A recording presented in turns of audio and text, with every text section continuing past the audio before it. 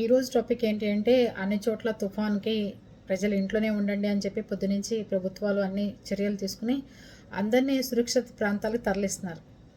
తుఫాన్ వచ్చినప్పుడు అనిపిస్తుందండి, బయటికి వెళ్ళిన తర్వాత విరిగిపోయిన చెట్లు కానీ విరిగిపోయిన అరటి తోటలు కానీ పంట నష్టం చేయడానికే వస్తుందేమో తుఫాను, రైతులను ఇబ్బంది పెట్టడానికి అనిపిస్తుంది.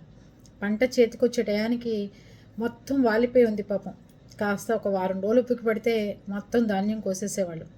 అలాంటిది పంట చేతికి వస్తుంది అనగానే తుఫాన్ స్టార్ట్. రైతులు లాస్ అవ్వాలి, ఏడవాలి, మొత్తుకోవాలి. మళ్ళీ ఏదో అదృష్టం కలిసి వస్తుందని మళ్ళీ పొలాలు ఊడుస్తారు, పొలాలు నాటుతారు, లేకపోతే మొక్కలు పెట్టుకుంటుంటారు. రైతులను ఇబ్బంది పెట్టడానికి ఈ తుఫాన్లు ఉన్నాయనిపిస్తుంది. పొద్దున కూడా టీవీలో చూశాను, ఒక రైతు చెరువు నిండిపోయిందని చేపల చెరువు గండి కొడితే దాంట్లోంచి పెద్ద పెద్ద సైజు చేపలన్నీ బయటకు వచ్చినాయి. అందరూ ఆనందంగా బస్తాలతో తీసుకుని వెళ్ళిపోతున్నారు. కానీ ఆ రైతు కష్టం ఎవరికీ తెలీదు, ఎవరికి అక్కర్లా.